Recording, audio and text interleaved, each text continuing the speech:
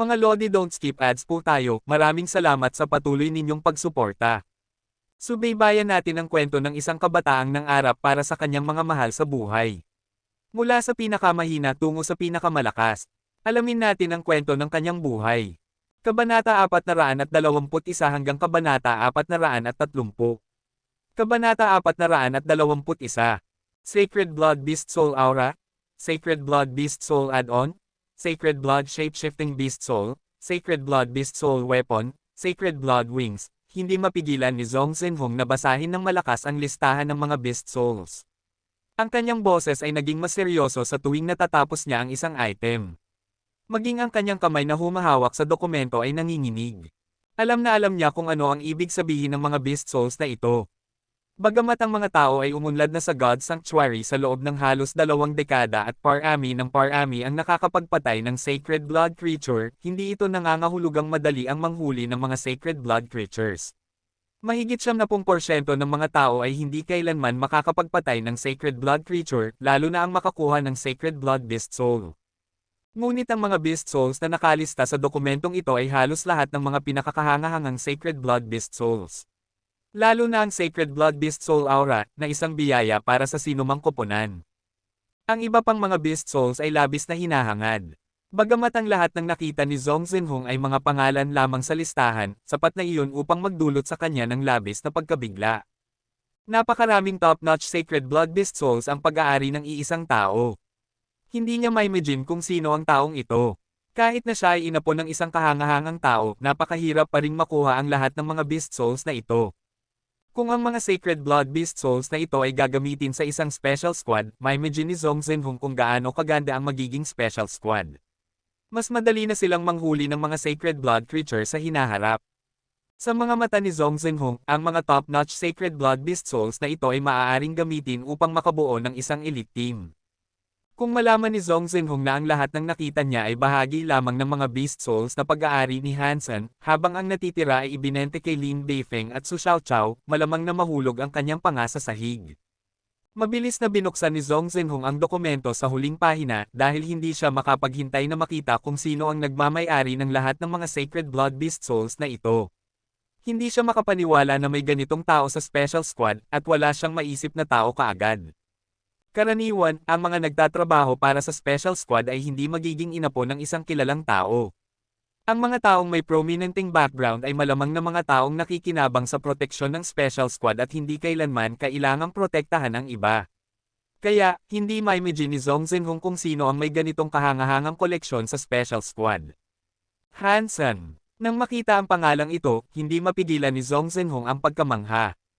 Director, gusto mo bang makipag-usap sa kanya? Naghihintay pa rin siya ng tugon, sabi ni Jiang Sheng nang makita na natapos na si Zhong Zhenhong sa pagbabasa. Siyempre, mahalagang mahawakan ng mga Beast Souls na ito, at kailangan natin ang mga ito. Ano ang mga hinihingi niya? Seryosong sinabi ni Zhong Zhenhong. Naghahanap siya ng kota para sa proteksyon ng kanyang kapatid simula sa sandaling pumasok siya sa God Sanctuary.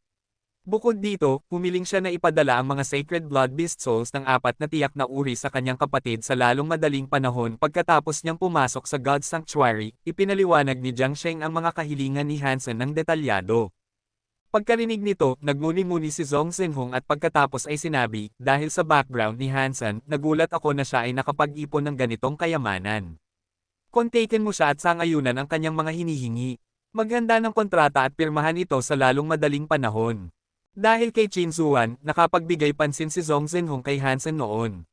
Gayunpaman, dati ay nagduda siya sa kakayahan ni Hansen, lalo na nang mawala si Hansen sa God Sanctuary ng mahabang panahon, na nagdulot ng pagkadismaya kay Zhong Zhenhong. Gayunpaman, pagkatapos makita ang mga Beast Souls ni Hansen, natagpuan ni Zhong Zhenhong na binigyan niya si Hansen ng napakakaunting kredito. Ang taong natuklasan ni Lady Qin ay talagang pambihira. Parang si Hansen ay talagang isang bihirang talento. Nagtataka ako kung saan siya mapapadpad pagkatapos pumasok sa Second God Sanctuary.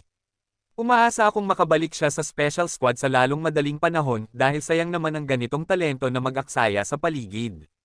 Gumawa si Zhong Zhenhong ng tala sa kanyang comlink at isinulat ang pangalan ni Hansen na nangangahulugang bibigyan niya ng espesyal na pansin si Hansen. Hindi ibinente ni Hansen ang karamihan sa kanyang mga Beast Souls kundi ginamit ang mga ito upang bumili ng insurance para sa kanyang kapatid na tumutulong sa kanyang mabilis na paglaki. Sa mga mata ni Hansen, wala nang mas mahalaga sa mundo kaysa sa kaligtasan ng kanyang pamilya, kaya mahusay ang pagkakaubos ng mga Beast Souls. Bilang karagdagan, ang 4 na uri ng Beast Souls na hiningi niya para sa kanyang kapatid ay magiging labis na kapakipakinabang kapag siya ay papatayin na ang isang super creature, kaya magandang deal ito sa kabila ng lahat. Gayunpaman, hindi alam ni Hansen kung saan siya itatalaga sa Second God Sanctuary, kaya imposibleng ipagpalit ang kanyang mga Beast Souls para sa ilan sa mga Beast Souls ng Second God Sanctuary. Kailangan niyang ayusin iyon pagkatapos siyang mag-evolve. Ngunit wala nang silbi si Hansen para sa mga mediocre Beast Souls.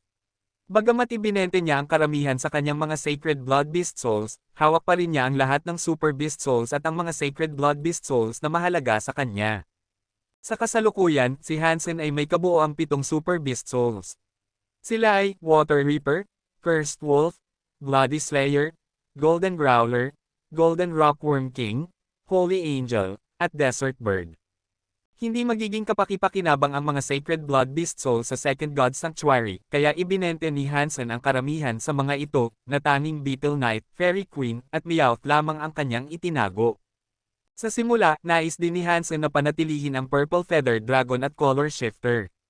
Gayunpaman, pagkatapos tingnan ang impormasyon tungkol sa Second God Sanctuary, natagpuan ni Hansen na maraming mga flying creatures sa Second God Sanctuary, marami sa mga ito ay may mas mataas na bilis kaysa sa kanyang kasalukuyang mga pakpak. Kaya, hindi na gaanong mahalaga ang mga Sacred Blood Wings. Bukod dito, mayroon siyang 2 super pets na parehong makakalipad. Kaya niya namang wala ng Beast Soul Wings. Hindi rin gaanong kapakipakinabang ang Color Shifter sa Second God Sanctuary. Kung siya ay magtatago, ang pagbabago ng kulay lamang ay hindi na sapat sa Second God Sanctuary, kung saan maraming mga nilalang ang may napakamatinding pangamoy at pangunawa. Malamang na madarama nila ang kanyang temperatura ng katawan. Sa huli, isinauli ni Hansen ang Color Shifter. Ang pagpapanatili kay Meowth ay para sa sentimental na dahilan. Talagang itinuturing niya si Meowth bilang kanyang sariling alaga. Ang doppelganger na maaaring maging Beetle Knight ay magiging kapakipakinabang pa rin sa Second God Sanctuary, kaya nagpasya siyang panatilihin ito. Tungkol sa Fairy Queen, hindi madali ang makahanap ng humanoid shapeshifting beast soul na katulad nito, hindi man sa Second God Sanctuary. Bukod dito, ito ang gantimpala ni Hansen mula sa contest, kaya itinago din niya ito. Sa puntong ito, si Hansen ay nahaharap pa rin sa isang mahirap na problema. Nang hindi nalulutas ang problemang iyon, hindi siya makapag-evolve ng may payapang isipan.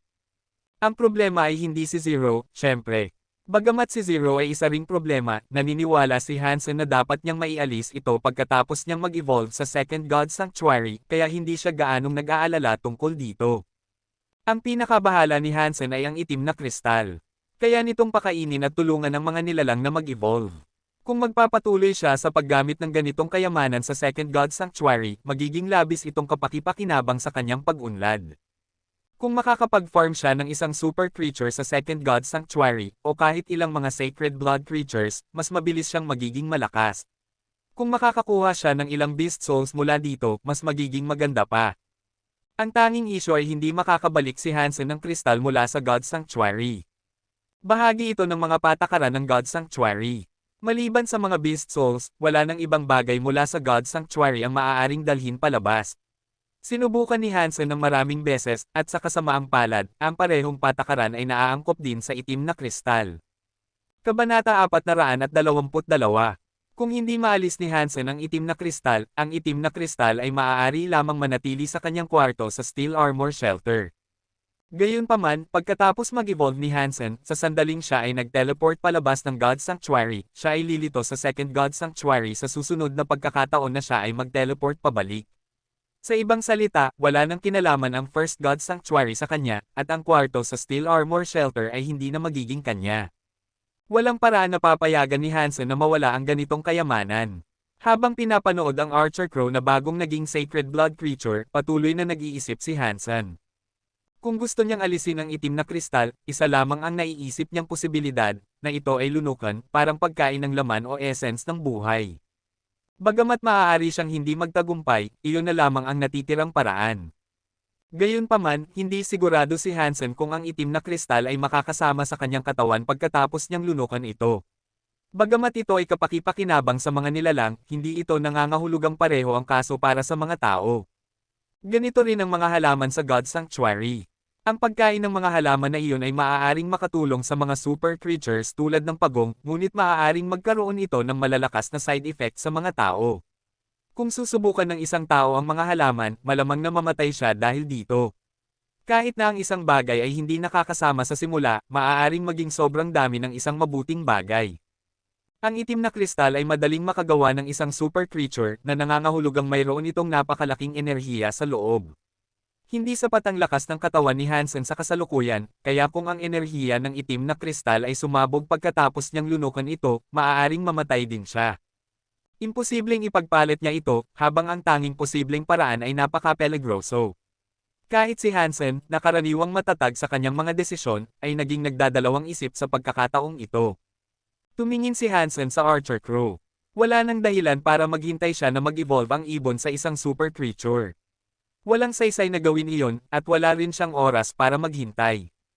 Pinatay ni Hansen ang Sacred Blood Archer Crow at niluto ito. Matapos kainin ng nilalang, napuno niya ang huling 3 Sacred Geno Points, na nag-max out sa kanyang Sacred Geno Points. Ang ordinaryo, primitive, mutant, Sacred Blood, super, lahat ng 5 uri ng Geno Points ay sa wakas ay na-max out. Maaaring siya ang kauna-unahang tao sa kasaysayan ng tao na talagang na-max out ang lahat ng Geno Points. Malinaw na naramdaman ni Hansen ang napakalaking lakas sa kanyang katawan. Sigurado siya na ang lahat ng aspeto ng kanyang fitness ay higit sa 30. Kapag siya ay nag-evolve sa evolution pool, magkakaroon siya ng isa pang pagtalon sa kanyang fitness. Dapat ko bang kainin ito o hindi? Hawak ni Hansen ang itim na kristal sa kanyang kamay, hindi makapagdesisyon.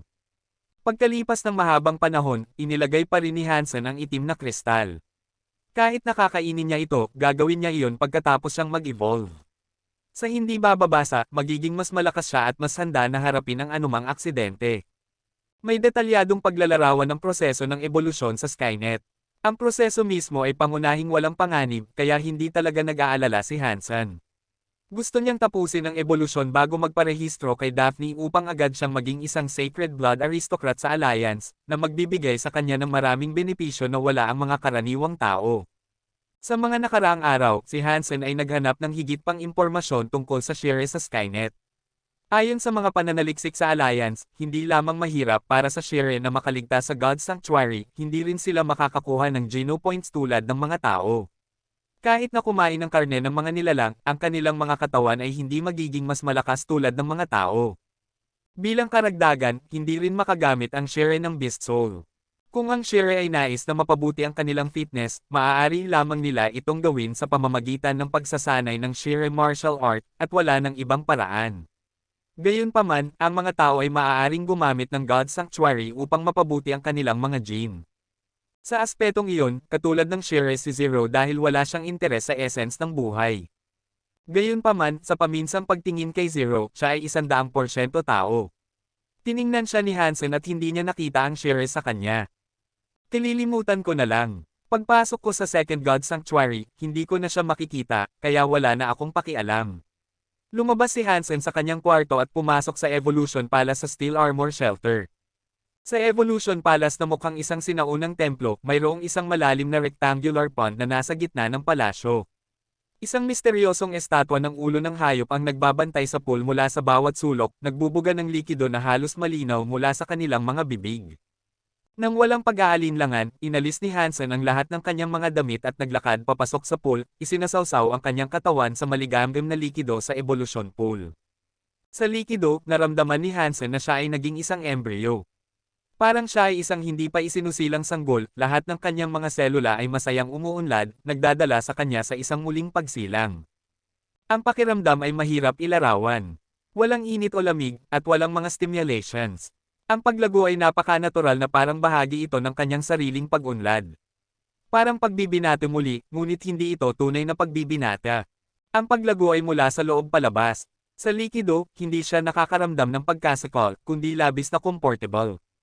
Tumataas ang bagong lakas sa kanyang mga kalamnan, buto, ugat, at mga selula, na nagpaparamdam sa kanya na kayang sirain ang buong mundo sa isang suntok lamang. Naiintindihan ni Hansen na ito ay isang ilusyon na dulot ng mabilis na paglago ng lakas. Gayunpaman, ang pakiramdam ay kaakit-akit. Lahat ng kanyang spores ay nakabukas. Ang basura at dumi ay tila umalis sa kanyang katawan na nagpaparamdam kay Hansen na siya ay naging mas magaan at mas relaxed. Ang mga impurities ng kanyang katawan ay nahulog sa ilalim ng pool.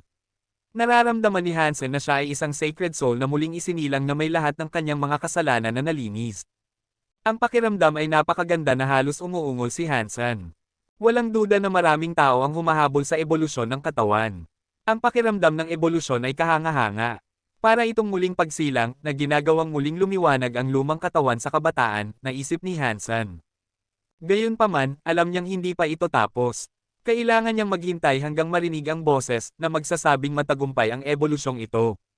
Bilang karagdagan, nais ni Hansen na tamasahin ang kamangha-manghang pakiramdam na ito ng mas matagal. Para itong pakikipagtalik sa babaeng mahal niya, ngunit ito ay isang ganap na ibang pakiramdam. Mas tulad ito ng isang tao na matagal nang may sakit na biglang gumaling. Lahat ng sakit at sakit ay nawala sa isang sandali. Ang paglilinis ay napakakomprehensibo na maaring umiyak ang isa. Hindi umiyak si Hansen, ngunit talagang tinamasan niya ito. Matagumpay ang ebolusyon. Nakuha ang katayuan ng Evolver, 100 taon ang idinagdag sa lifespan. Super Body King Spirit na nakuha. Hansen, Super Body, King Spirit, Status, Evolver. Lifespan, 300. Requirement for next revolution, 100 Geno Points. Geno Points gain, 0. Kabanata 423. Si Hansen ay napanganga sa dalawang salitang, King Spirit. Maraming evolver sa mga tao. Sa katunayan, ang karamihan sa mga tao ay mga evolvers. Ang mga hindi pa nag-evolve ay karaniwang nasa pagitan ng 16 at 30 taong gulang, habang ang karamihan sa mga tao na nasa pagitan ng 20 hanggang 300 taon gulang ay mga evolvers. Karamihan sa mga tao ay mananatili sa katayuang ito sa kanilang buong buhay, at tanging iilan lamang ang makakapagiging surpasser. Hindi ito dahil hindi makakuha ng 100 Geno Points ang mga karaniwang evolvers, kundi dahil masyadong mapanganib ang Third God Sanctuary. Kung ang fitness index ng isang tao ay masyadong mababa, malamang na mamatay siya sa Third God Sanctuary. Maraming aral na nakuha, kaya mas pinipili ng karamihan na manatili sa Second God Sanctuary sa buong buhay nila, na nagiging dahilan kung bakit ang mga evolvers ang nakararami sa mga tao. Mayroong daan-daang o kahit libu-libong bilyong mga revolvers. Gayunpaman, sa lahat ng mga ito, kasama ang mga nag-evolve na nag-max out sa kanilang sacred Geno Points, hindi kailanman narinig ni Hansen na ang kanilang katawan ay may pangalan. Ang isang evolver na may mutant Geno Points na na-max out ay magkakaroon ng mutant body, habang ang isang evolver na may sacred Geno Points na na-max out ay magkakaroon ng sacred body. Wala nang ibang pangalan para dito. Ngunit pagkatapos ng super body ni Hansen, mayroong isang pangalan na King Spirit. Ang dalawang salitang ito ay nagdulot ng sorpresa at pananabik kay Hansen na hindi alam kung ano ang ibig sabihin nito. Sinuri niya ang introduksyon ng Super Body, King Spirit, na napakamaikli na isang pangungusap lamang. King Spirit, ang hari ay namamahala sa mundo, lahat ng espiritu ay dapat yumuko. Ang simpleng pangungusap na ito ay biglang nagbago ng anyo ni Hansen dahil naisip niya ang maraming bagay sa isang iglap. Malaking pagkakaiba ang Second God Sanctuary kumpara sa una. Walang mga natural na kanlungan para sa mga tao upang magpahinga. Walang anuman sa paligid ng mga teleport devices. Bukod dito, kinakailangan ng mga tao na makipaglaban para sa lahat ng bagay. Ang mga nilalang sa Second God Sanctuary ay mas organisado kaysa sa una. At maraming spirit shelters na pinamumunuan ng mga espiritu. Ang mga espiritu ay iba sa mga nilalang. Karamihan sa kanila ay mukhang katulad ng mga tao. Maaaring lalaki o babae sila, ngunit ang kanilang katawan ay hindi gawa sa laman. Maliban kung masira ang kanilang mga spirit stones, sila ay karaniwang immortal. Basta't naroon ang mga spirit stones, ang isang espiritu ay palaging maaaring muling isilang sa spirit stone kahit na siya ay napatay. Bilang karagdagan, ang mga espiritu ay may kakayahang kontrolin ang mga nilalang. Basta't mayroong spirit shelter, karamihan sa mga nilalang sa rehiyon ay magiging konektado sa espiritu at bumuo ng isang creature troop. Siyempre, ang mga advanced na nilalang ay hindi mahahawakan ng mga less advanced na espiritu. Ang katayuan at kakayahan ng mga espiritu ang nagtatakda ng kanilang kakayahang kontrolin ang mga nilalang. Sa ilalim ng kontrol ng mga espiritu, maraming insidente ng mga nilalang na umaatake sa mga kanlungan ng tao. Kung ang mga tao ay hindi sapat ang lakas, normal na silang mapatay sa Second God Sanctuary. Dapat talagang patayin ang isang espiritu sa pamamagitan ng pagpasok sa spirit shelter at pagdurog sa spirit stone. Siyempre, maaari ring kunin ang pagmamayari ng spirit stone at makuha ang katapatan ng mga espiritu. Gayunpaman, bihirang magpakita ng pagsunod ang mga espiritu sa mga tao. Ang mas mataas na antas ng espiritu, mas mahirap para sa mga tao na makuha ang kanilang katapatan. Karamihan sa mga espiritu ay mas gugustuhin pang pasabugan ang kanilang sariling spirit stones bago sila yumuko sa mga tao. Sa makatuwid, hindi maraming tao ang may mga espiritu sa Second God Sanctuary. Iba ang mga espiritu sa Beast Souls. Ang mga Beast Souls ay simpleng mga kasangkapan na kailangang kontrolin ng mga tao. Gayunpaman, ang mga espiritu ay may sarili nilang mga iniisip at talino at maaaring magsagawa ng mga gawain ng mag-isa. Bukod dito, ang mga espiritu na nagpakita ng katapatan sa mga tao ay mawawalan ng kakayahang kontrolin ang mga nilalang habang nagkakaroon ng kakayahang gumamit ng Beast Souls tulad ng mga tao. Dagdag pa, sa sandaling ang mga espiritu ay sumumpa ng katapatan, ang kanilang buhay at kamatayan ay matutukoy ng kanilang mga amo. Maraming tao ang itinuturing ang pagmamayari ng mga espiritu bilang isang bagay na dapat ipagmalaki at simbolo ng kanilang katayuan sa lipunan. Kung ang espiritu sa King Spirit ay tumutukoy sa parehong espiritu, nangangahulugan ba ito na maari ni Hansen na hilingin sa sinumang espiritu na bigyan siya ng katapatan? Iyon ay magiging isang kamanghamanghang kakayahan. Gayunpaman, ito ay haka-haka lamang ni Hansen. Wala pa siyang ideya kung ito ay totoo. Kailangan niyang alamin kapag siya ay pumasok sa Second God Sanctuary at nakita ang isang espiritu. Bagamat masaya si Hansen, hindi siya masyadong nasasabik dahil nag-aalala pa rin siya tungkol sa itim na kristal. Gusto ni Hansen na mag-teleport agad sa Alliance upang subukan ang kanyang kasalukuyang fitness. Gayunpaman, bago malutas ang isyu ng itim na kristal, hindi pa siya makakalabas. Matapos umalis sa Evolution Pool, naramdaman ni Hansen na tila naging mabigat ang hangin. Ang mga impurities ay nagsimulang pumasok sa kanyang katawan na parang alikabok. Biglang naunawaan ni Hansen kung bakit hindi makapanatili ang mga evolver sa First God Sanctuary ng matagal. Matapos ang ebolusyon, ang katawan ng isang tao ay naging napakalinis na parang spring water. Habang mas matagal na nananatili ang isang evolver sa First God Sanctuary, mas maraming impurities ang papasok sa kanyang katawan na nagiging dahilan upang ang kanyang katawan ay lalong madumi. Kung ang mga impurities ay kaunti lamang, maaari itong itakwil ng kanyang katawan. Gayunpaman, kung ang isang evolver ay masyadong matagal na nanatili, ang kanyang purong katawan ay hindi na maibabalik. Ayaw ni Hansen na manatili ng masyadong matagal sa First God Sanctuary. Natapos na niya ang lahat ng mga bagay na kailangan niyang asikasuhin. Sa puntong ito, mayroon na lamang siyang isang huling bagay na dapat gawin. Matapos bumalik sa kanyang kwarto, hawak ni Hansen ang itim na kristal sa kanyang kamay. Pagkalipas ng mahabang panahon, pinigilan niya ang kanyang mga ngipin at inilagay ang itim na kristal sa kanyang bibig. Si Hansen ay nakatayo sa teleport device. Sa sandaling may mangyari, magte-teleport siya agad pabalik sa Alliance. Dahil si Shinzuan ang station master ng teleport station, hihingi siya ng tulong sa kanya agad. Mayroong medical team sa teleport station na maaaring makapagligtas sa kanya. Siyempre, iyon ay ang pinakamasamang senaryo. Kahit na may makaalam tungkol sa itim na kristal, mas mabuti pa rin ito kaysa sa kamatayan. Gayunpaman, ang mga senaryong iniisip ni Hansen ay hindi nangyari. Lunukan niya ang itim na kristal na parang nilunok niya ang isang ordinaryong bato na walang naramdaman. Walang init o lamig o pamamaga. Halos parang walang gamit ang itim na kristal.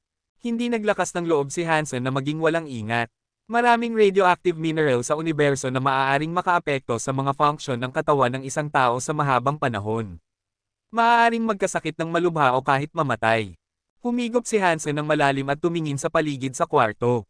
Tinitiyak na wala na siyang naiwan maliban kay Zero, ngumiti si Hansen kay Zero na nakatingin sa kanya na may malalaking mata at nag-teleport palabas ng steel armor shelter. Sinundan ni Zero si Hansen palabas, ngunit hindi siya pinansin ni Hansen. Tumakbo siya patungo sa self-service scanner sa teleport station, in-swipe ang card para sa scan, at pagkatapos ay sinuri ang kanyang sariling katawan. Matapos makita ang holographic image sa scanner, si Hansen ay naguguluhan. Sinuri niya ito ng ilang beses pa at pareho ang resulta. Walang itim na kristal sa kanyang katawan. Marahil hindi ko pa rin nailabas ang itim na kristal. Labis na nadismaya si Hansen. Noon, maraming tao ang nagte-teleport agad matapos lunukan ang karne ng isang buong nilalang na umaasang madala ang karne sa Alliance. Gayunpaman, kahit na sila ay nag-teleport pabalik sa Alliance, ang hindi natutunaw na karne ay naiwan pa rin sa shelter. Inisip ni Hansen na ang itim na kristal ay naiwan din sa kanyang sariling kwarto sa Steel Armor Shelter. Gayunpaman, agad na naramdaman ni Hansen na may mali. Nakatuon siya sa kanyang sariling katawan at hindi tumingin sa kanyang isip. Nang maramdaman ang pagkadismaya, hindi na siya nagbigay ng espesyal na pansin sa kanyang katawan at nakaramdam ng kakaiba sa kanyang isip. Kabanata 424. Tumingin si Hansen sa kanyang isip at nakita ang Cursed Wolf, Golden Growler, Holy Angel, at iba pang Super Beast Souls na nakaupo sa isang bilog, nakatitig sa isang bagay na may matinding pagnanasa. Si Meowth at Beetle Knight ay nakatayo ng malayo, malinaw na nagnanais din ng bagay na iyon. Gayunpaman, natatakot sila sa 7 Super Beast Souls at hindi nang ahas na lumapit. Bumagsak ang mga mata ni Hansen sa bagay na nasa gitna ng mga Super Beast Souls at nagalak. Ang itim na kristal na hindi niya makita sa kanyang sariling katawan ay napunta sa kanyang isip at lumulutang doon. Ang pinagtitinginan ng mga Beast Souls ay ang itim na kristal. Paano napunta ito sa aking isip? Maaari ko pa bang makuha ito? Itinuon ni Hansen ang kanyang isip sa itim na kristal, ngunit hindi ito gumalaw. Malinaw na hindi ito katulad ng Beast Soul na tumutugon sa iniisip ni Hansen. Bahagyang kumunat ang noo ni Hansen. Dahil hindi mailipat ang itim na kristal sa kanyang iniisip, mahihirapan siyang makuha ito. Habang nakatingin sa mga Beast Souls na sinusubukang kunin ang itim na kristal para sa kanilang sarili, biglang naisip ni Hansen, marahil ang itim na kristal na ito ay maaaring pakainin hindi lamang sa mga nilalang, kundi pati na rin sa mga Beast Souls. Tumingin si Hansen sa paligid at nalaman niyang ibinente na niya ang karamihan sa kanyang mga Beast Souls, maliban sa Super Beast Souls, Meowth, at Beetle Knight, pati na rin ang ilang Primitive Beast Souls na hindi niya nabenta. Ang mga Primitive Beast Souls na iyon ay nanginginig ng malayo sa kristal, hindi kayang tiisin ang nakakatakot na aura ng mga Super Beast Souls. Kung kaya nila, malamang na nabasa na sila ng kanilang mga sarili. Kinontrol ni Hansen ang isang Primitive Copper Tooth Beast na maglakad patungo sa itim na kristal. Ang Primitive Beast Soul ay mukhang naguguluhan at nagulat. Gayunpaman, nanginginig ito sa ilalim ng masamang tingin ng mga Super Beast Souls. Kahit na ang mga Super Beast Souls ay hindi makasuwi sa utos ni Hansen. Kailangan nilang panoorin ang Primitive Beast na naglalakad patungo sa itim na kristal. Sinusubukan lamang ni Hansen ang Copper Tooth Beast para makita kung ang itim na kristal ay maaaring pakainin sa mga Beast Soul sa parehong paraan na ito ay pinakain sa mga nilalang. Kapag natiyak ni Hansen na walang panganib, o kakainin niya ang itim na kristal sa mga advanced na Beast Souls. Habang ang Copper Beast ay naglalakad patungo sa itim na kristal ng may takot, biglang gumalaw ang isang figure sa sarili nitong kinuha ang itim na kristal bago pa makarating ang Primitive Beast. Iyon ay ang Holy Angel. Kumunat ang noo ni Hansen. Simula nang lunukin ng Holy Angel ang karne ng Golden Growler, medyo nagbago na siya. Minsan ay kumikilos siya ng kusa, kahit na nasa loob pa rin ito ng ilang mga hangganan. Noong una ay nais ni Hansen na utusan ang Holy Angel na bitawan ang itim na kristal ngunit nag-alinlangan siya dahil nakatingin sa kanya ang Holy Angel na may mga mata ng tuta na nagnanais ng itim na kristal. Iniisip ang katotohanang maaaring mag-evolve pa ang Holy Angel, nagpasya si Hansen na hayaan siyang magkaroon nito. Dahil gusto niya ito ng sobra, hindi dapat ito nakakasama sa kanya. Sa utos ni Hansen, nagalak ang Holy Angel at nilunok ang itim na kristal sa kanyang kamay. Si Hansen ay naguguluhan. Kung alam niya na ito ay isang opsyon, hindi na niya kailangang mag-risk at lunokin ang itim na kristal. Maaari niya itong pinakain sa isa sa kanyang mga Beast Souls. Talaga, masyadong bata pa ako. Sa hinaharap, dapat akong mag-isip ng 2 beses bago ako kumilos. Pinuna ni Hansen ang kanyang sarili sa kanyang isipan. Mabuti na lamang at walang nangyaring masama sa pagkakataong ito. Matapos lunukin ng Holy Angel ang itim na kristal, bigla siyang nagkulong, ang kanyang katawan ay kumikinang ng banal na aura na parang nasa langit siya. Ang aura ay mabilis na naging isang malaking kakon ng liwanag na niyakap ang Holy Angel. At pagkatapos ay naging kalmado na muli ang lahat. Ang kakon ng liwanag ay lumulutang sa isip ni Hansen, tumitibok ng isang espesyal na ritmo ng buhay. Lahat ng iba pang Beast Souls ay nagdismaya at nagkalat. Ang pinakadismaya sa kanila ay ang Copper Tooth Beast. Tumingin si Hansen sa kakon ng liwanag na tila hindi na nagbabago. Nagpasya si Hansen na huwag pansinin ang kanyang isip ng ilang sandali. Nagtataka ako kung ano ang magiging Holy Angel pagkatapos ng isa pang ebolusyon. Naramdaman ni Hansen ang pananabik at excitement. Ang itim na kristal ay maaaring pakainin hindi lamang sa mga nilalang kundi pati na rin sa mga beast souls. Kung ang itim na kristal ay maaaring gawing sacred blood beast souls ang mga primitive beast souls, at maging super beast souls, kung gayon ang kakayahan nito ay nakakatakot. Bagamat malakas si Hansen sa fitness, aabutin pa rin siya ng ilang panahon bago siya makapatay ng isang sacred blood creature sa Second God Sanctuary. Tiyak na ang mga sacred blood creature sa Second God Sanctuary ay may fitness level na higit sa 100. Tungkol sa mga super creature sa Second God Sanctuary, dahil walang nakapatay ng isa sa kanila, wala pang ideya si Hansen kung gaano sila kalakas. Kung ang itim na kristal ay maaaring pakainin sa mga beast souls ng Second God Sanctuary at gawing super beast souls ang mga ito, hindi na maghahirap si Hansen sa kanyang paghahanap ng mga super creatures sa Second God Sanctuary. Gayunpaman, ito ay isang nais lamang ni Hansen. Hindi niya alam kung gaano kabisa ang itim na kristal. Matapos lumabas sa scanning device, tumingin si Hansen kay Zero na naghihintay sa kanya sa labas at naisip, sa pagkakataong ito ay papasok ako muli sa God Sanctuary, lilito ako sa Second God Sanctuary, kaya wala ng paraan para sundan mo ako. Upang maalis si Zero, direktang naglakad si Hansen patungo sa teleport device, humigop ng malalim, at nagpa siya na mag-teleport. Ito ang kauna-unahang pagkakataon na papasok siya sa Second God Sanctuary, kaya ang lokasyon kung saan siya itatalaga ay random. Nanalangin si Hansen na siya ay ipadala sa isang lugar na pinamumunuan ng mga tao na magiging mas kapaki-pakinabang para sa kanyang pag-unlad. Kung sakaling siya ay ipadala sa isang lugar kung saan puro nilalang at walang tao, o kung saan mayroong malaking spirit shelter, mahihirapan siyang mabuhay. Anumang Diyos na nakikinig, pakibigay sa akin ang biyaya na mapunta sa isang magandang lugar. Nanalangin si Hansen sa lahat ng mga Diyos sa mundo bago niya sinimulan ang teleport device. Pagkatapos ng pansamantalang pagkahilo, wala na si Hansen sa teleport device. Ang nakita niya ay isang malaking ice cave. Ang yelo sa paligid niya ay kasing tigas ng salamin, malamang na nagyelo na ng maraming siglo. Ang mga ice cones at columns ay nakasabit sa kisame ng ice cave.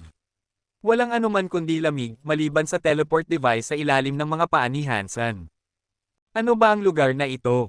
Tumingin si Hansen sa paligid at nakita lamang ang isang butas na patungo sa labas. Nagtataka siya kung ano ang nasa labas. Imposibleng magtayo ng kanlungan ng mga tao sa ganitong lugar. Kahit na may mga tao, malamang na hindi sila maninirahan sa yungib na ito. Mayroon pa ring pag-asa si Hansen at nais niyang gumapang palabas sa butas upang tingnan. Bago kumilos si Hansen, bigla siyang nakakita ng isang blur sa teleport device at mayroong ibang tao na lumitaw doon. Kabanata 425. Tumingin si Hansen sa tao at nagulat. Ang magandang figure ni Zero ay lumitaw sa teleport device. Hindi, imposibleng siya ay isang evolver. Paano siya napunta dito? Kahit na siya ay isang evolver, malamang na hindi siya mapupunta sa parehong lugar na aking naroroonan. Napakaliit ng posibilidad at mayroong mali, naguguluhan si Hansen, nakatitig kay Zero. Naniniwala si Hansen na dalawa lamang ang posibilidad. Ang una ay abnormal si Zero, ang pangalawa ay may problema ang kanyang 9 life cat pendant. Kung hindi, paano napunta si Zero dito? Si Zero ay kumikilos pa rin sa parehong paraan, nakatayo sa tabi ni Hansen na parang anino, paminsan-minsang kumukurap ang kanyang mga mata. Okay, ikaw ang nanalo. Sabi ni Hansen na may mapait na ngiti, alam na ang kanyang magandang hangarin na maalis si Zero ay nasayang.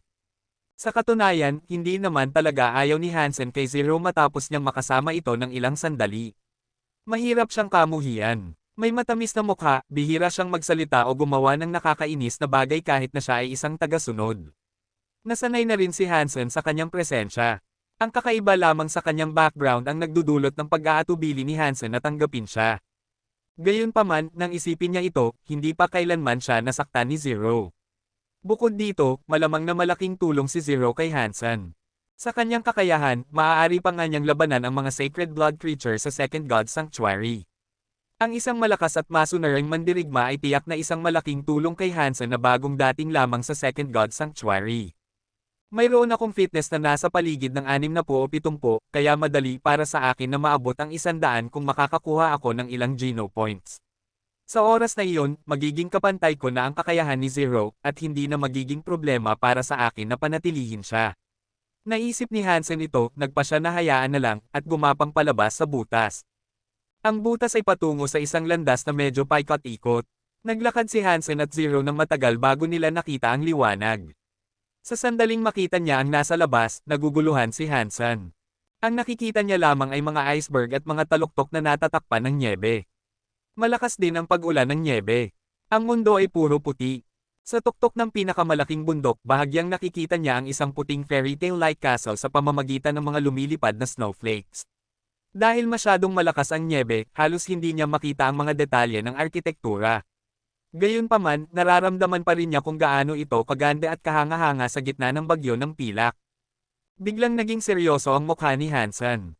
Kahit na hindi niya makita ang mga detalye, hindi ito isang gusali na gawa ng tao. Kung hindi, may ilang mga modernong materyales at praktikal na disenyo na wala sa kastilyo. Spirit Shelter. Biglang nagkaroon ng ideya si Hansen na hindi magandang balita para sa kanya. Dahil hindi nakakita si Hansen ng gusali ng tao ngunit nakakita ng Spirit Shelter, malamang na hindi siya makakatagpo ng kapwa-tao. Batay sa itsura ng kastilyo, malamang na pag-aari ito ng mga advanced na espiritu. Kung ang mga espiritu ay masyadong malakas at may malaking grupo ng mga nilalang, naniniwala si Hansen na mahihirapan siya sa kanyang unang pag-unlad. Bakit ka nakatayo dyan? Isang mabilis ngunit mababang boses ang narinig mula sa likuran ni Hansen. Lumingon si Hansen upang tumingin at nakita ang isang lalaki na natatakpan ng Arctic suit mula ulo hanggang paa na kumapawi sa kanila mula sa kalaliman ng butas. Biglang nakaramdam ng kaunting kasiyahan si Hansen sa wakas ay nakakita ng isang tao. Dinala niya si Zero upang lumapit sa lalaki. Nang handa na siyang magsalita, biglang hinayla sila ng lalaki papasok sa ice channel. Bago pa man makapagsalita si Hansen, tiningnan ng lalaki ang kanilang mga katawan mula ulo hanggang paa at sinabi, "Mga bagong dating kayo." "Nag-teleport lang kami ngayon," sagot ni Hansen at tiningnan ang lalaki. Ang lalaki ay mahigit sa 20 at malamang na wala pang 30. Mukhang gwapo siya, ngunit may malalim na pagod at kawalan ng pag-asa sa kanyang mukha. "Kung gayon, masama ang inyong kapalaran. Mahihirapan kayo sa hinaharap," mapait na ngumiti ang lalaki at sinabi. "Tara na, mag-usap tayo sa loob para hindi natin ma-alerto ang mga ice-armored beasts." Matalas ang kanilang pandinig at maririnig nila ang isang boses na 1,000 talampakan ng layo sa gitna ng snowstorm. "Ako si Shuyu, at dumating ako dito mahigit 1 taon na ang nakalilipas, kaya mas may karanasan ako kaysa sa inyo. Narito ang isang payo, huwag kayong maglakad-lakad." Ang lalaki ay medyo madaling pakisamahan, nakikipag-usap kay Hansen at Zero habang naglalakad. "Kuya, ano ba ang lugar na ito? Mayroon bang human shelter?" tanong ni Hansen. Kumunat ang labi ni Shuyu at sinabi, "Hindi kailanman magtatayo ng human shelter sa ganitong kalagayan. Kahit na magtayo man, walang silbi ito dahil sa spirit shelter sa mga bundok. Ito ay isang kanlungan ng isang aristocrat spirit. Bukod sa aristocrat spirit, mayroon ding 12-dosenang mutant creatures at daan-daang primitive ice-armored beasts. Para sabihin ko sa iyo, lahat ng tao dito ay hindi sapat na pagkain para sa mga iyon. Wala bang evolver na may fitness index na higit sa 100?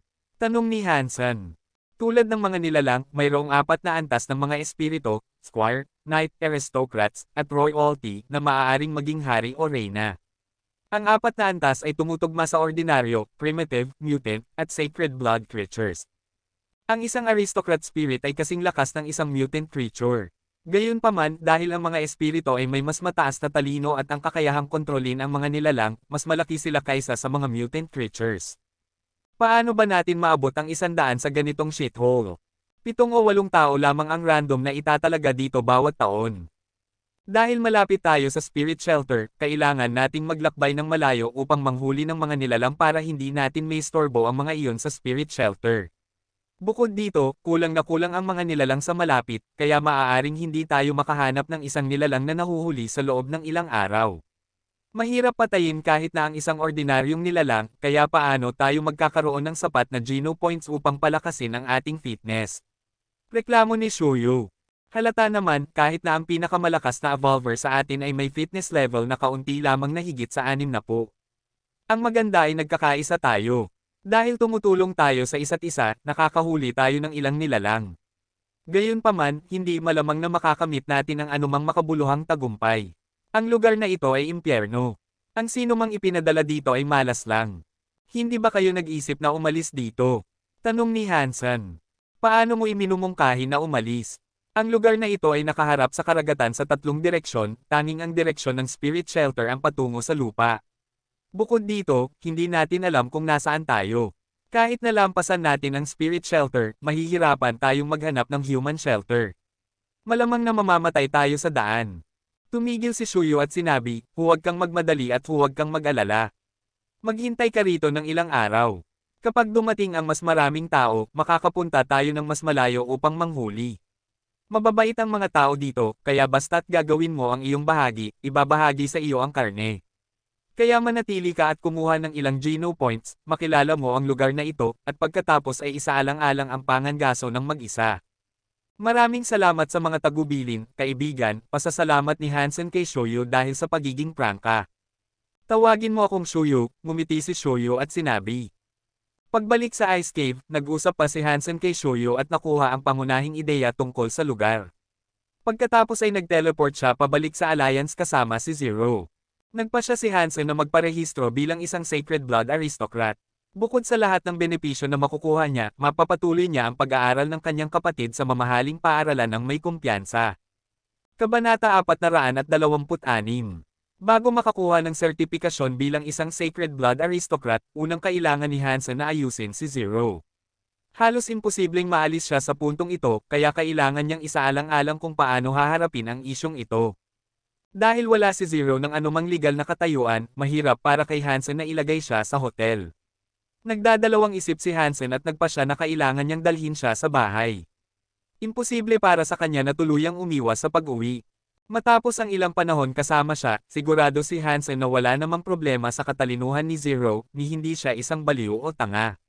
Bukod dito, tila medyo matalino siya, ngunit hindi lamang siya marunong makipag-ugnayan sa mga tao, na nagiging dahilan kung bakit siya mukhang kakaiba.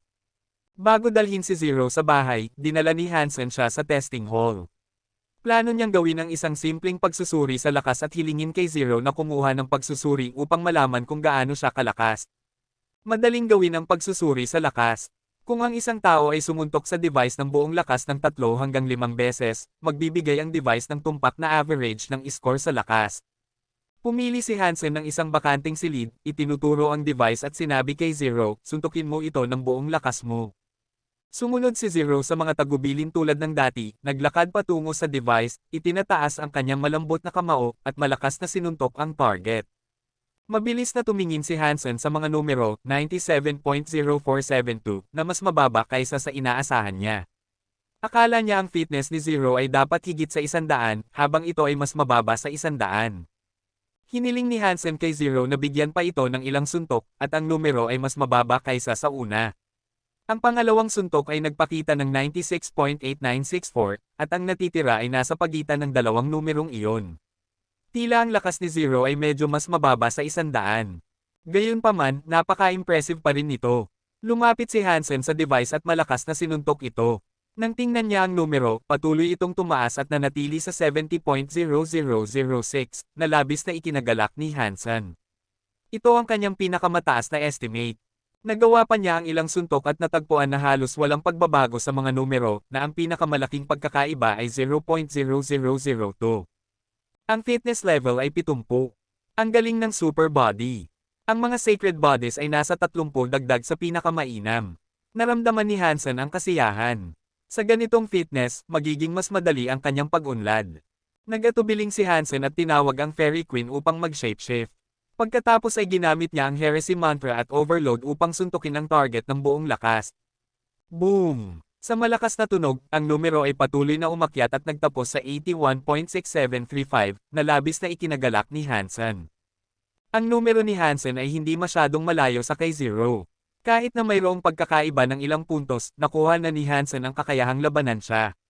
Kahit na bigla siyang magalit, kayang-kaya pa rin ni Hansen na hawakan ito sa ilang antas.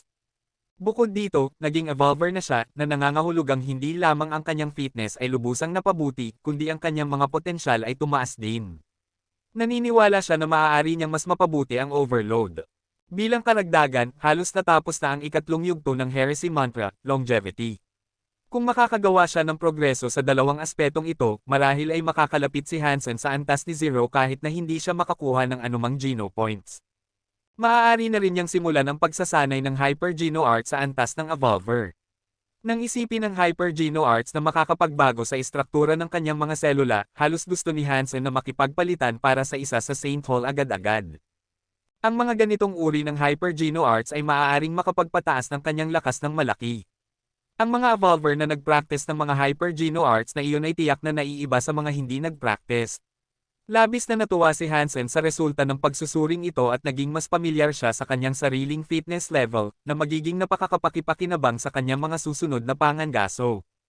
Ayon sa investigasyon na isinagawa ng Alliance sa Second God Sanctuary, ang isang ordinaryong nilalang ay may physique sa pagitan ng 0 hanggang 20, ang isang primitive creature ay may physique sa pagitan ng 20 hanggang 50, ang isang mutant creature ay may physique sa pagitan ng 50 hanggang 80, habang ang isang sacred blood creature ay may physique sa pagitan ng 80 hanggang higit sa 100. Ang mga espiritu ay may halos katulad na antas ng physics sa mga nilalang, na nangangahulugang ang isang aristocrat spirit ay dapat may lakas sa pagitan ng 50 hanggang 80. Bagamat ang mga numero ay maaaring hindi tumpak, hindi ito magiging masyadong malayo. Ang pinaka-unstable ay ang mga sacred blood creatures, dahil marami sa kanila ang sobrang malakas na ang kanilang lakas ay lampas sa mga sukatan. Pinaghihinalaan ni Hansen na ang mga iyon ay maaaring mga super creatures ng Second God Sanctuary. Sa kakayahan ni Hansen sa ngayon, kayang-kaya niyang labanan ang isang mutant creature o aristocrat spirit ng mag-isa. Siyempre, mas mabuti kung makakapagsanay siya ng ilang Hyper Geno Arts na dinisenyo para sa mga evolvers bago ito. Bukod dito, mayroon din siyang 0 na papalapit na sa 100 sa kanyang fitness, kaya kayang-kaya ni Hansen na walisin ang aristocrat spirit shelter. Ang mga limitasyon sa pag-unlad ng grupo ni Shuyo ay hindi naging malaking problema kay Hansen. Ngunit, wala nang sapat na oras si Hansen upang gawin iyon. Dinala niya si Zero pabalik sa kanyang bahay na hindi ang lumang bahay ng kanyang pamilya, kundi isang 3-bedroom penthouse na binili ni Hansen para sa kanyang sarili.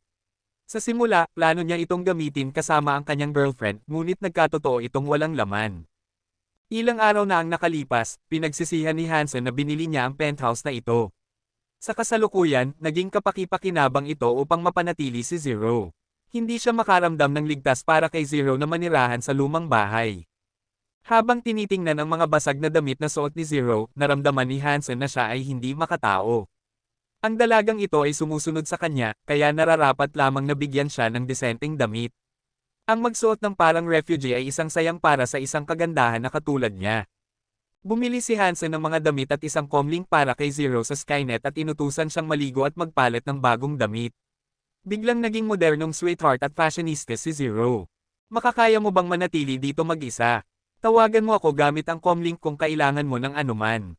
Itinuro ni Hansen sa kanya kung paano gamitin ang comlink at tinignan siya, natatakot na baka magpilit siyang sumunod sa kanya. Nakatakbo siya upang mag-ulat kay Daphne, at hindi siya maaaring lumitaw sa militar. Okay, tugon ni Zero at tumango. Biglang nakaramdam si Hansen ng kapanatagan. Sa wakas ay nagawa niyang masilayan ang misteryosang dalaga at makapagpatuloy sa kanyang mga gawain. Nagturo si Hansen kay Zero ng ilang karaniwang kaalaman at kung paano maghanap ng impormasyon sa Skynet, inutusan siyang hanapin ang anumang hindi niya nauunawaan. Talagang napakatalino ni Zero. Halos naunawaan niya ang lahat pagkatapos niyang makita si Hansen na ginagawa ito, na nagbigay kay Hansen ng higit pang kapanatagan. Sa ganitong paraan, hindi siya makakagawa ng anumang abala habang nandito. Bilang isang mistress ba ito? Hinaplos ni Hansen ang kanyang baba at nag-isip sa sarili. Isinasaalang-alang na si Zero ay mukhang mga 15 taong gulang lamang, hindi pa isang adulto, naramdaman ni Hansen na masyado siyang masama ang iniisip. Inalog niya ang kanyang ulo at itinakwil ang kaisipang iyon. Kinabukasan, umalis si Hansen upang makakuha ng sertipikasyon bilang isang sacred blood aristocrat, na siyang huling mahalagang bagay na kailangan niyang asikasuhin bago maglingkod. Kabanata 427. Napakasiksik sa Certification Bureau. Lahat ng service windows ay may mahabang pila sa harap, ngunit ang karamihan sa mga tao ay naroon para sa sertipikasyon bilang mutant evolvers at primitive evolvers.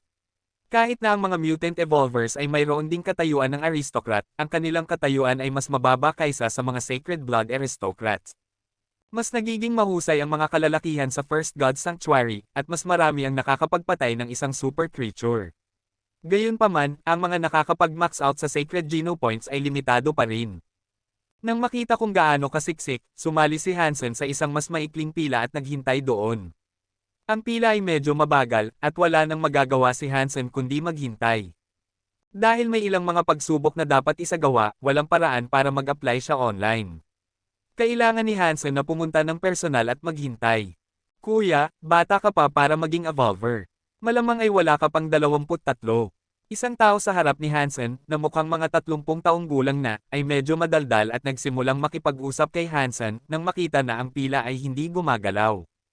Halos, ngumiti si Hansen. Sa katunayan, wala pa siyang 21 taong gulang. Siguro na max out mo na ang iyong primitive geno points. Tanong muli ng lalaki. Ang aking primitive geno points ay na-max out na, oo. Tumango si Hansen. Ang mga kabataan ngayon ay napakagaling. Ang pag-max out sa primitive geno points sa murang edad. Noong panahong nagsimula kami, kakaunti lamang ang mga master fighter. Sa tuwing papatay kami ng primitive creature, kailangan naming magtulungan, at ilang sa amin ay laging nasasaktan, ang lalaki ay nakaramdam ng nostalgia. Kuya, siguro na max out mo na ang mutant geno points. Mabilis na tanong ni Hansen.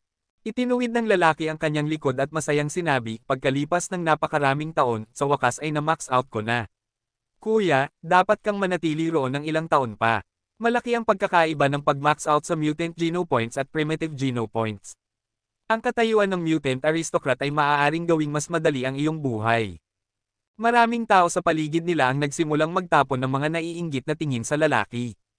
Ang pag-max out sa mutant geno points at pagiging evolver sa paligid ng 30 taong gulang ay isang bagay na langit para sa mga ordinaryong tao.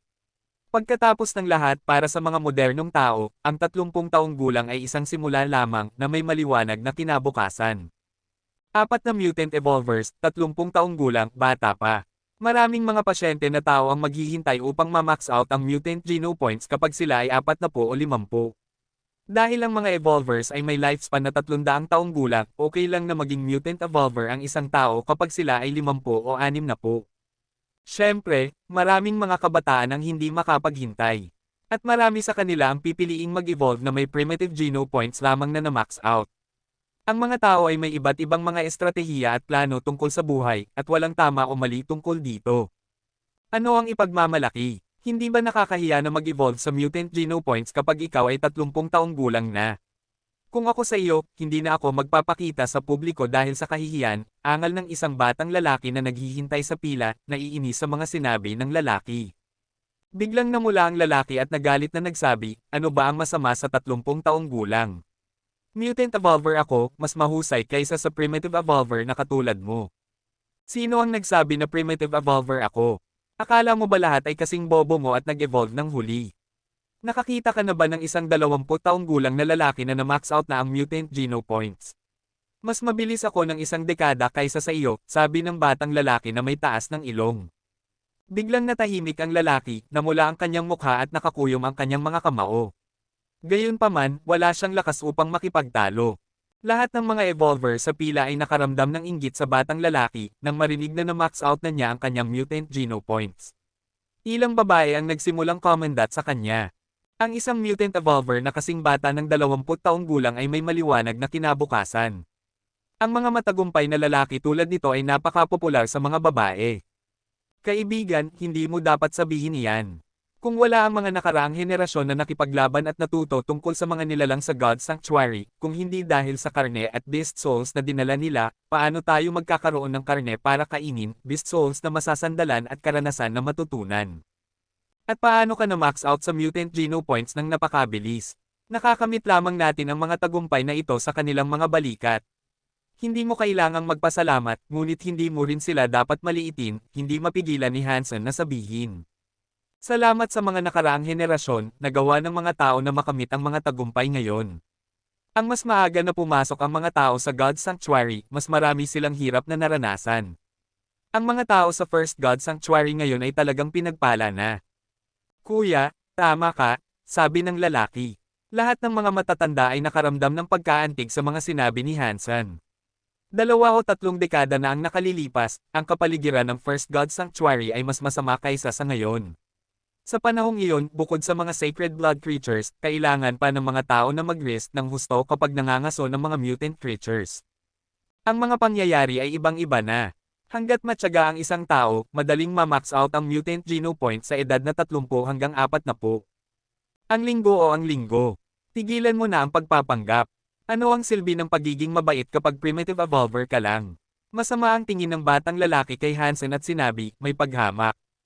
Kahit na malakas o mahina, dapat kang magkaroon ng pangunahing paggalang. Kung hindi, ano ang pagkakaiba mo sa mga nilalang? Mahinang sabi ni Hansen. Nagbago ang ekspresyon ng batang lalaki. Nakaramdam siya ng kahihiyan at sinabi na nakatitig kay Hansen, ang mga basura ay palaging may dahilan sa mundo.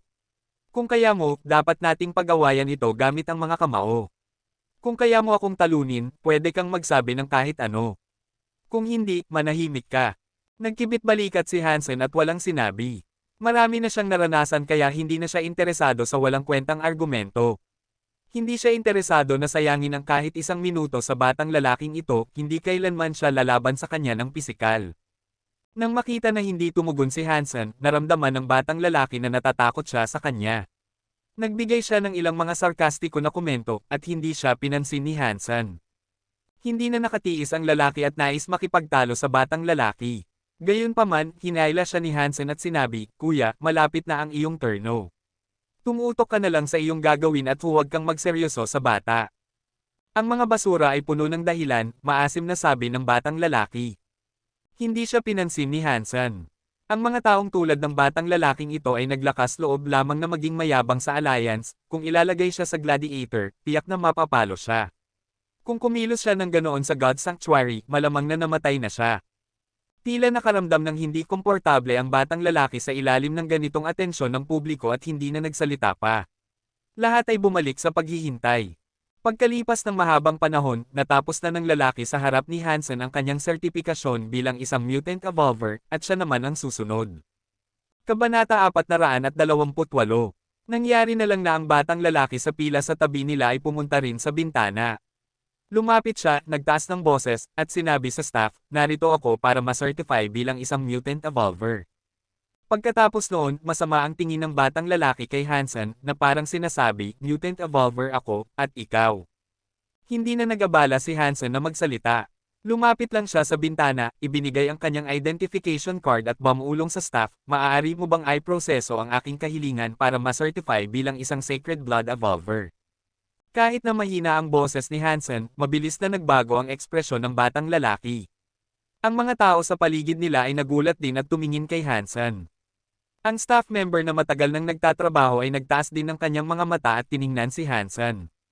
Nang makita na napakabata ni Hansen, paulit-ulit na nagtanong ang staff member na may pagtataka, nag-a-apply ka ba para ma-certify bilang isang sacred blood evolver? Ang isang sacred blood evolver ay medyo bihira pa rin sa puntong ito. Sa isang maliit na planeta tulad ng Rocka, 3 hanggang 5 sacred blood evolvers bawat taon ay maituturing ng malaking bilang. Bukod dito, masyadong bata si Hansen. Mukhang mga 20 o mas bata pa, kaya mahirap para sa sino man na maniwala na siya ay isang sacred blood evolver. Oo, tumanggo si Hansen. Mabilis na kinuha ng staff member ang identification card ni Hansen. Pagkatapos itong i-scan, ipinakita ng AI ang impormasyon ni Hansen.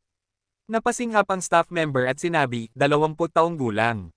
Graduate ng Black Hawk Military Academy, at isang major. Habang sinasabi niya iyon, ang batang lalaki at ang iba pa na nag-aalinlangan ay tumingin kay Hansen sa ibang paraan. Ang Black Hawk Military Academy ay isang top school sa paningin ng mga ordinaryong tao. Ang isang graduate ng Black Hawk ay tiyak na elite sa mga elite. At ang mga nakakapagtapos na may ranggo ng major ay napakakaunti na maituturing silang dragon ng isang tao. Ang mga taong tulad nito ay lampas sa antas ng mga ordinaryong tao na may malaking agwat sa pagitan nila. Namula ang mukha ng batang lalaki. Nais niyang magtago sa isang butas. Lahat ng iba ay tumingin kay Hansen na may paghanga, at ang mga babae at kababaihan ay nagsimulang commendat kay Hansen. Isang sacred blood aristocrat sa murang edad, isang elite na nagtapos sa top school, at higit sa lahat, isang gwapong lalaki na may makinis na balat na hinahangad ng lahat ng babae. Kahit ang mga byuda ay naglalaway. Major, sa ganitong direksyon, kailangan nating gawin ang isang procedural test. Tinawag ng staff member si Hansen sa kanyang ranggo ng direkta na may malaking paggalang. Pumasok si Hansen sa testing device sa ilalim ng panunood ng lahat. Lahat ng mga item ay medyo regular. Hanggat maabot niya ang minimum na kinakailangan ng isang sacred blood evolver, matatapos na ang kanyang sertipikasyon. Siyempre, hindi iyon naging mahirap para kay Hansen. Kailangan pa niyang kontrolin ang kanyang lakas upang mapanatili ang kanyang mga numero sa ilalim ng 30, kung hindi ay magiging masyadong abnormal ito. Matapos ni Hansen ang pagsusuri, lahat ay nanunood sa kanya na parang siya ay isang bituin. Maraming tao ang puno ng paghanga, habang ang batang lalaki ay palihim na umalis sa ilang sandali. Ito ang tunay na elite ng Alliance. Isang sacred blood aristocrat na 20 taong gulang. Napakagwapo. Nagtataka ako kung may girlfriend na siya. Gusto ko siyang pakasalan. Okay lang sa akin kung isang gabi lang ako kasama niya. Nagtataka ako kung magkano ang halaga para makatulog kasama siya ng isang gabi. Panipi kuwit panipi. Ilang araw pagkatapos, sa isang spaceship, binabasa ni Hansen ang mga materyales ng mga sinaunang wika gamit ang kanyang comlink. Dapat siyang mag-ulat kay Daphne, ngunit ang lokasyon para sa pag-uulat ay nasa isang malalayong galaxy na tinatawag na Dongyin. Ito ay nasa hangganan na ng Alliance. Kung lalampas ang mga tao sa Dongyin, wala nang Shira, ngunit maraming hindi pa umuunlad na mga galaxy. Hindi alam ni Hansen kung ano ang misyon ni Daphne na matatagpuan sa napakamalayong lugar na iyon. Gayunpaman, naamoy ni Hansen ang gulo. Kung ang mga warships ay naglilingkod sa ilang mga espesyal na rehiyon, ang trapiko ay magiging isang hadlang para sa kanya na makauwi. Maraming mga taong naglilingkod sa mga espesyal na misyon ay hindi na uuwi kahit isang beses sa buong serbisyo. Kahit na hindi mahalaga kay Hansen kung saan siya maglilingkod, kakilabutan siya sa hindi pagkikita sa kanyang ina at kapatid sa loob ng ilang taon. Gayunpaman, wala siyang magagawa sa puntong ito. Kailangan niyang mag-ulat. Dahil ang Galaxy Dongyin ay matatagpuan sa hangganan ng Alliance na napakamalayo, matagal siyang aabutin upang makarating doon. Masakit na ang mga mata ni Hansen pagkatapos magbasa ng sinaunang wika ng matagal at tumayo upang pumunta sa holographic hall ng spaceship, handa nang mag-move around sa Gladiator platform. Matagal na rin ang nakalipas mula noong huling nag-login siya sa Gladiator. Unang tiningnan ni Hansen ang kanyang friend list, nais niyang makita si Queen doon. Makabuluhang umunlad siya sa fitness, kaya marahil ay mas matagal siyang tatagal kasama siya. Sa kasamaang palad, kulay abo ang pangalan ni Queen. Ang kanyang kaibigan lamang sa listahan ay si QHZ. Dati ay napaka-interesado si Hansen na makipaglaban kay QHZ, ngunit nagsimula na siyang mabor sa puntong ito. Ang fitness level ni QHZ ay nasa paligid ng 40. Kahit na umunlad din siya, mahirap para sa kanya na maabot ang antas ni Hansen. Ang pagtalo kay QHZ ay walang ibig sabihin kay Hansen dahil hindi na sila magkapareho sa lakas. Sa harap ng ganap na lakas, ang mga diskarte ay halos walang silbi. Para itong isang sniper, gaano man kagaling, hindi niya kayang labanan ng isang atomic bomb. Nang handa ng isara ni Hansen ang friend list at humiling ng random match, nagpadala sa kanya si QHZ ng invite. Nag-atubili si Hansen at nag-click ng yes. Noong nakaraan, hindi tumanggi si QHZ kay Hansen dahil masyadong mahina siya at nagsanay ng matagal kasama siya, kaya naramdaman ni Hansen na dapat niyang suklian ang kabutihan. Si Chen Hezen ay nakikipag-usap sa isang lalaking nasa katanghalian ng edad sa puntong ito. Ang lalaki ay nagngangalang Lubin, isang kilalang tao sa Ares Martial Hall at maging sa buong Martial Hall industry. Kahit na si Lubin ay isang evolver lamang, mayroon siyang malaking talento sa mga kasanayan sa paa. Ang killer kicks na imbento niya ay napakahusay at itinalaga bilang isa sa mga routine skill sa Alliance military. Ang dahilan kung bakit kahanga-hanga ang mga kasanayan sa paa ay dahil si Lubin mismo ay isang veterano na nakaranas ng maraming laban-laban sa Shire at nagdusa ng maraming pinsala. Ang killer kicks ay isang hanay ng mga kasanayan sa paa na pinakintab sa dugo at apoy. Hindi lamang ito mahusay na mga kasanayan, kundi pati na rin ang karanasan na nakuha mula sa paglalagay sa panganib ng sariling buhay. Dahil wala siyang magandang background, nag-evolve lamang si Lubin na may mutant geno points na na-max out. Hanggang sa magretiro siya ay isang colonel lamang. Gayunpaman, ang kanyang karangalan at kaluwalhatian ay nagbigay sa kanya ng malaking reputasyon sa maraming mga veterano na nagbigay sa kanya ng thumbs up hindi lamang para sa kanyang mga kasanayan sa paa, kundi pati na rin para sa kanyang katapangan. Kabanata 429. Pagkatapos magretiro, si Lubin ay kinuha ng Ares Martial Hall bilang isang instructor upang magturo ng mga kasanayan sa paa, dahil ang killer kicks ay isa sa mga nangungunang kasanayan sa paa para sa mga hindi pa nag-evolve. Gayunpaman, dahil ang karamihan sa mga estudyante ay hindi pa nakakaranas ng mga sitwasyon ng buhay at kamatayan tulad ni Lubin, napakahirap para sa kanila na maunawaan ang kakanyahan ng killer kicks. Kahit na si Chen Hezen, na napakatalentado at personal na tinuruan ni Lubin, ay hindi pa rin naiintindihan ang tunay na kahulugan ng killer kicks. Ang mga kasanayan ay para sa pagpatay sa digmaan, kaya maaari lamang itong sanayin sa mga sandali ng buhay at kamatayan. Dahil hindi pa nakakaranas si Chen Hezhen ng ganito, hindi madali para sa kanya na magkaroon ng epiphany. Nang makita si Hansen na nag-login sa platform, iminungkahi ni Chen Hezhen na medyo nalulungkot dahil hindi niya makuha ang mga kasanayan ng tama na magpahinga kay Lubin. Sa pahintulot ni Lubin, inanyayahan ni Chen Hezhen si Hansen na makipaglaban. Pinapanood ni Lubin mula sa mga bleachers. Noong una ay ayaw niyang magturo sa isang tao tulad ni Chen Hezhen. Masyadong protektado si Chen Hezhen kaya ang killer kicks ay hindi ang tamang kasanayan para sa kanya. Ang killer kicks ay mas dinisenyo para sa isang veterano sa larangan ng digmaan na may maraming mapanganib na galaw na naglalagay sa panganib ng buhay ng gumagamit. Ito ay isang bagay na maaring magawa lamang sa larangan ng digmaan. Ang matapang ay laging nananalo sa laban. Sa larangan ng digmaan, kahit na ang pag-aatubili ng 1 milisegundo ay maaaring magdulot ng kamatayan. Ang pagkaduwag at pag-aatubili ay nangangahulugang kamatayan. Sa makatuwid, ang kakanyahan ng killer kicks ay isang salita lamang na katapangan, ang katapangan na nagpapatay ng walang takot sa mga kaaway habang inilalagay ang sariling buhay sa panganib. Hindi nakuha ni Chen Hezhen ang kakanyahan ng killer kicks, kaya patuloy pa rin niyang ginagamit ang Hyper Geno Art na nasanay na siya noong makipaglaban kay Hansen. Kinontrol ni Hansen ang kanyang lakas sa parehong antas tulad ni Chen Hezhen, ngunit nakaramdam pa rin siya ng kakaiba ng makipaglaban sa lalaki.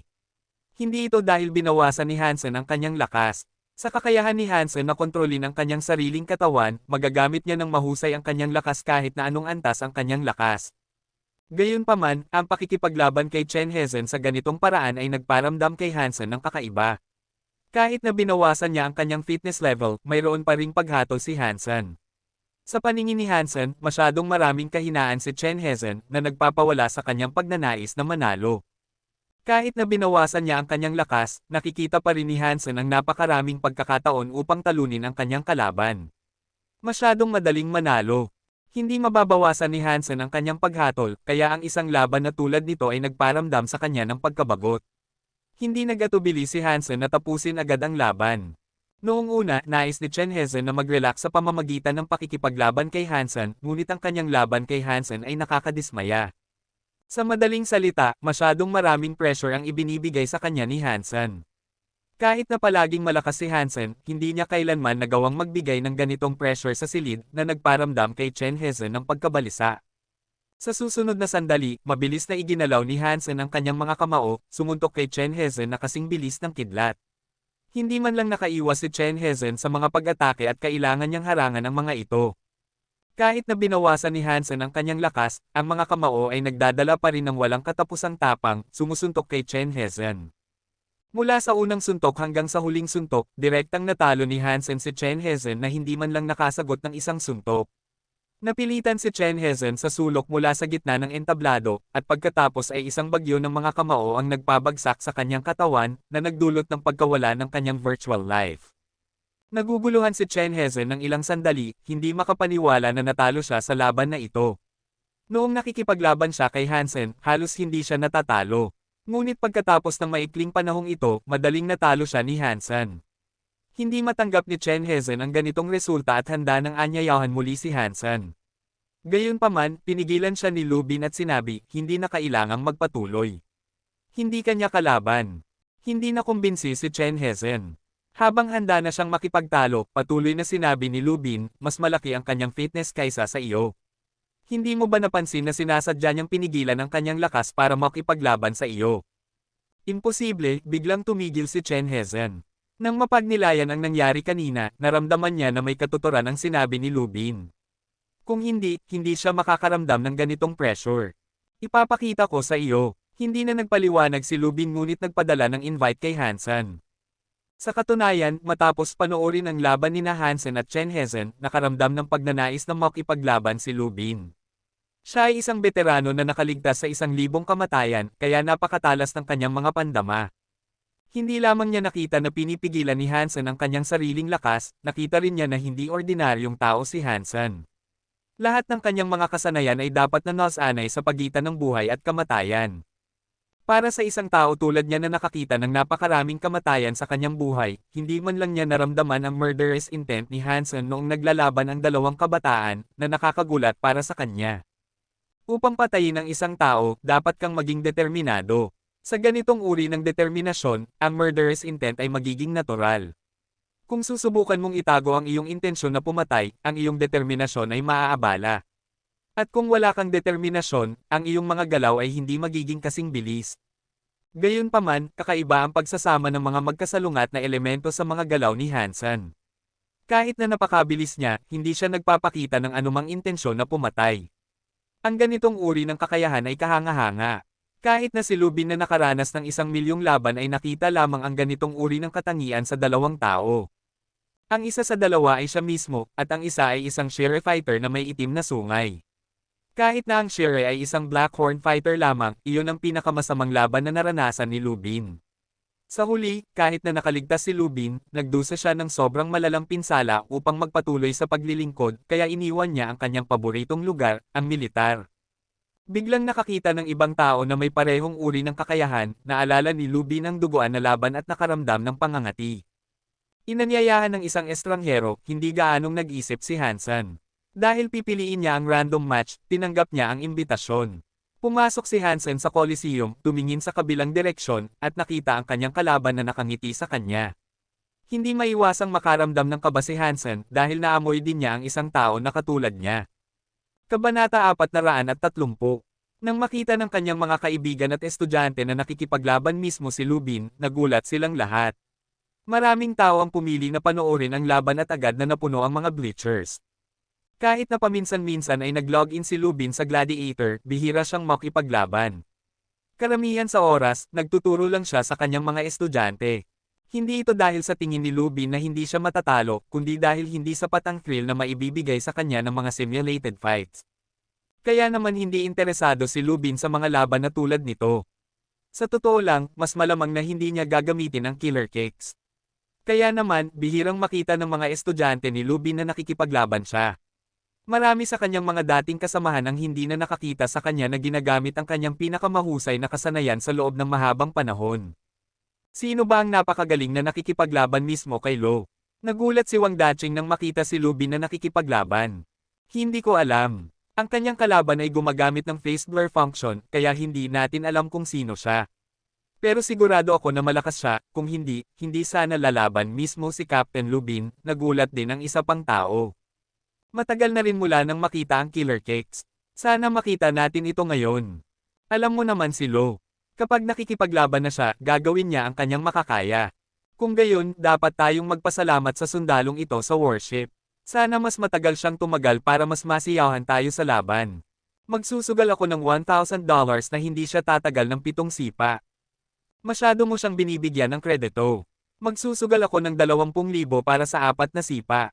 1,500. Isama mo ako, magsusugal din ako ng 2,000. *T. Walang ganyan. Lahat ay nagsusugal kay Lubin. Walang paraan para mangyari iyan. Panipi kuwit panipi. Tuwang-tuwa ang mga kaibigan ni Lubin, at mas mausisa ang kanyang mga estudyante. Isang bagong karanasan para sa kanila ang makita si Lubin na gumagamit ng killer kicks. Si Chen Hesen lang ang nakatingin kay Hansen na may masalimuot na ekspresyon. Walang nakakaalam kung ano ang iniisip niya. Kaibigan, saang tropa ka nagmula? Bago magsimula ang laban, hindi nagmadali si Lubin na magsimula, ngunit ngumiti at nagtanong. Naisip niya na dapat din na isang veterano si Hansen, kung hindi, hindi siya magkakaroon ng ganitong uri ng kakayahan. Sa katunayan, iyon ang dahilan kung bakit nakaramdam ng pagiging malapit si Lubin kay Hansen noong una.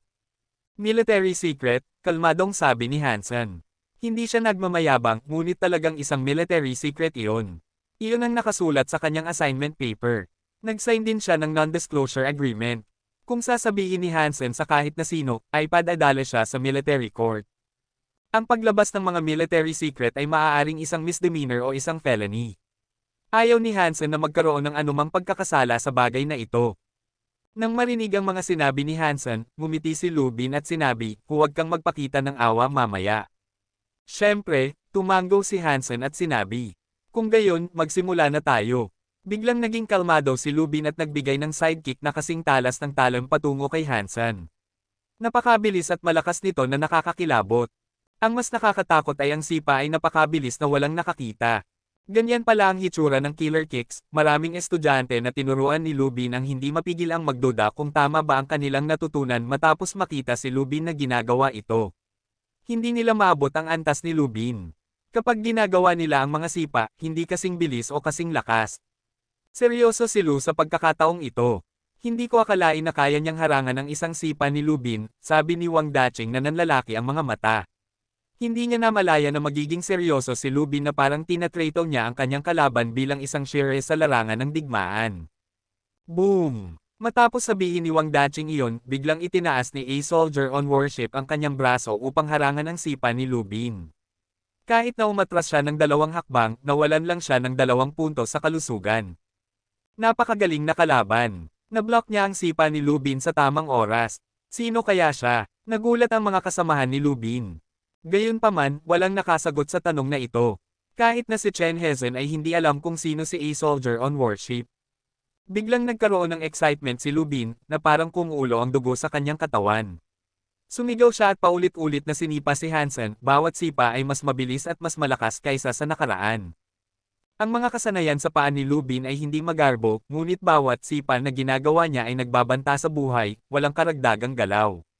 Maraming galaw na ginagawa niya ay praktikal ngunit hindi inaasahan na napaka-inspirational. Napilitan si Hansen na umatras dahil sa mga sipa at kailangan niyang mag-defensive positions gamit ang kanyang mga braso at paa na gumagalaw.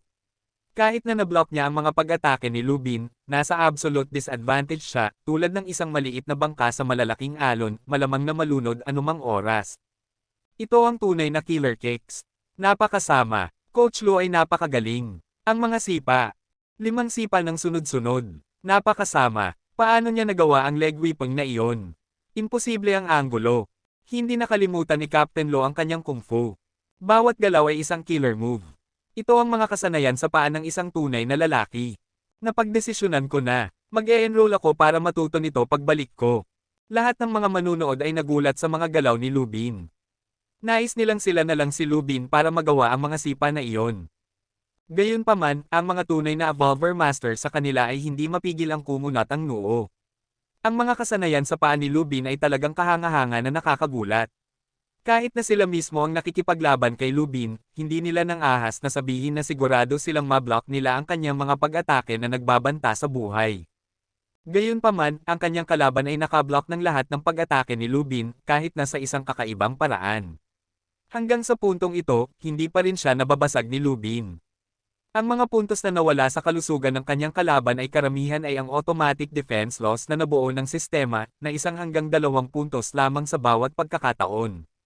Sino ba ang kalaban ni Lubin? Kaya niyang tanggapin ang napakaraming sipa mula kay Lubin. Nagsimulang magulat ang mga nakakakilala kay Lubin.